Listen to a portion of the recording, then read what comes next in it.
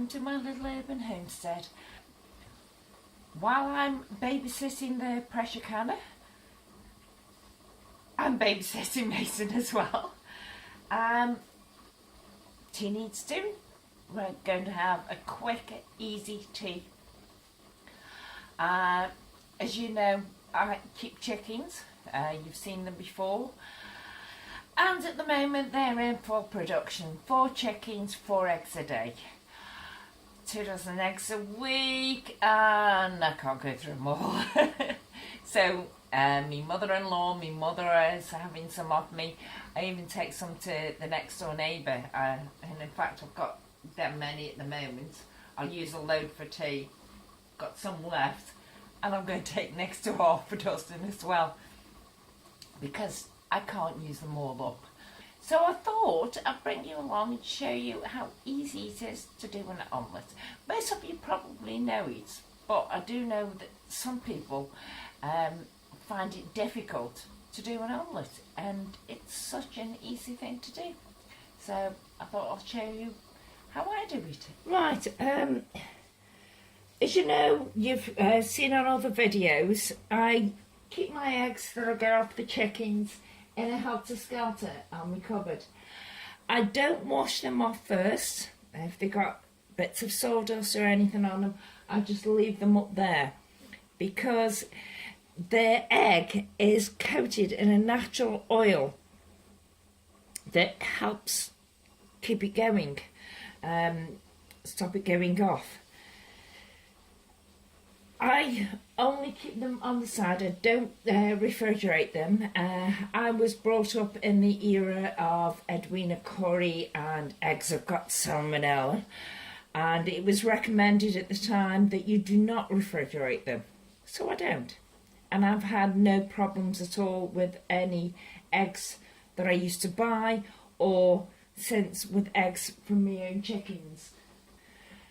But just before I'm going to use them in any cooking at all, I wash them off.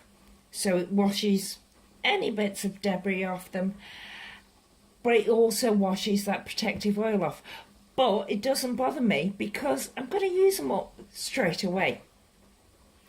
So enough said about the eggs.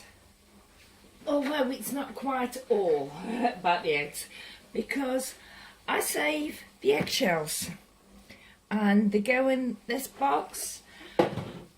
They dry off naturally, and then I save them and use them around the garden.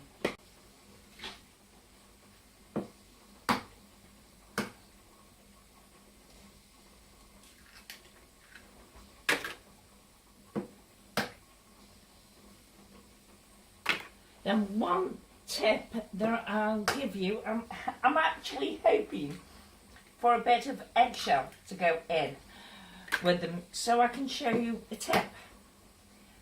But it seems like I'm not going to get a bit of eggshell in there.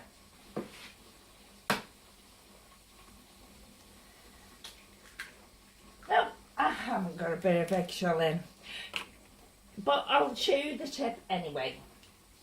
Oh yes, there is. Don't know if you can make out a little teeny speck of eggshell down the bottom. Fishing it out with your finger or a teaspoon or anything takes ages. It doesn't seem to want to come.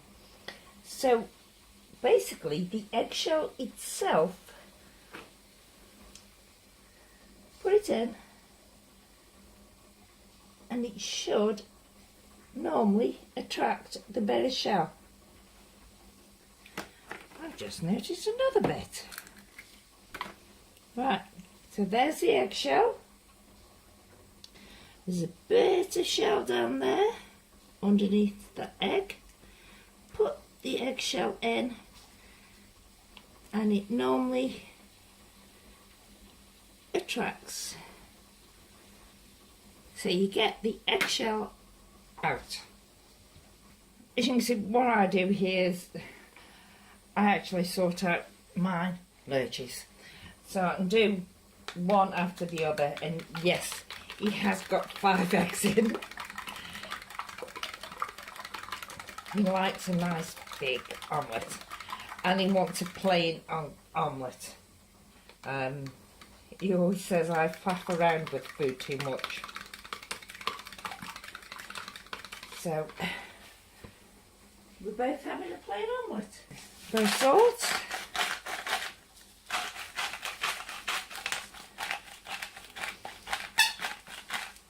Pepper. And yes, you know I've got the squeaky pepper container. And just mix it up.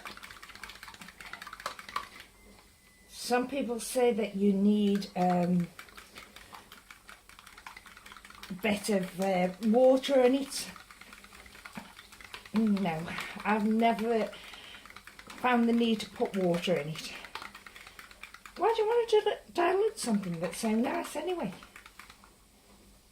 You've seen me cooking before, and I either use my cast iron frying pan or one of these.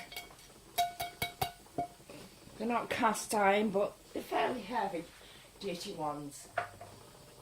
And they've got more of square sides, and I think for an omelette you don't want that at all.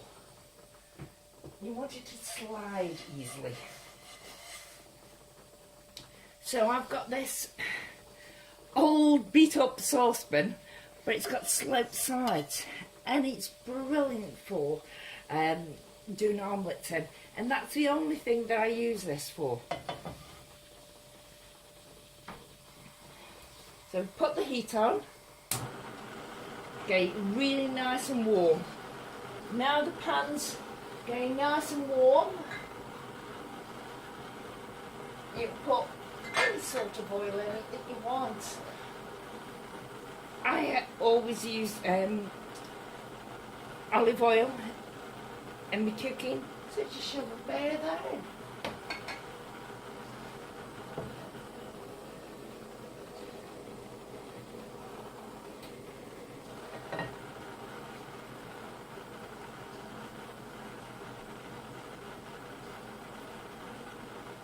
Let it get nice and hot.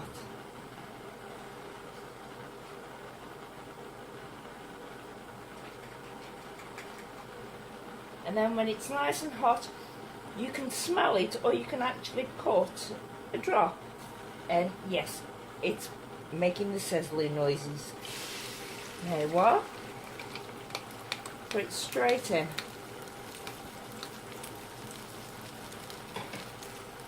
See how the sides are coming up already? Give it a minute or two, and then just pull the sides back into the middle and let it cook again. I mean, this is going to take a bit longer than a normal omelette because it's got 5 eggs in. But same again, keep pulling in the cooked bits.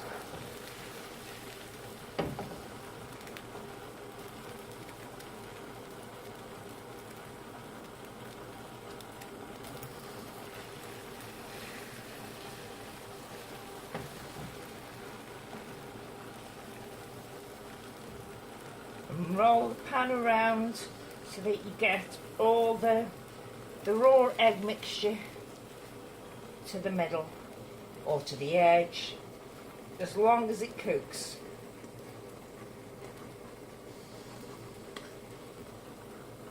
There you are. And then I tend to lower the heat to medium to let it cook through some more.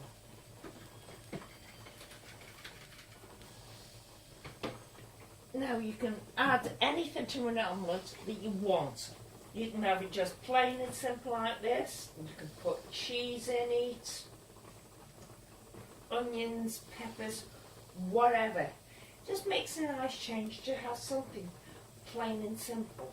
Right? And then give it a shake and see how it's moving around in the pan. It means it's not stuck.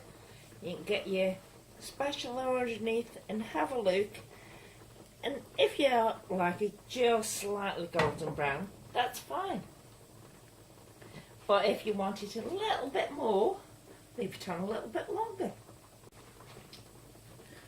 Right. Now, sometimes I can fold it When it's this thick though, it's difficult to fold.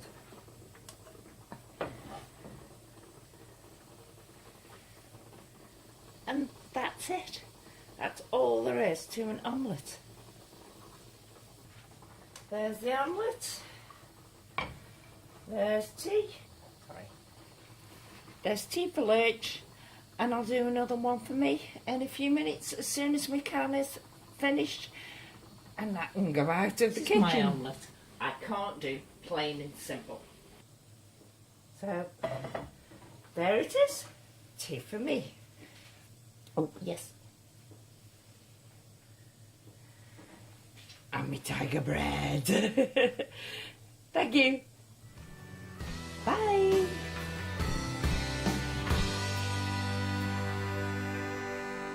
It's a perfect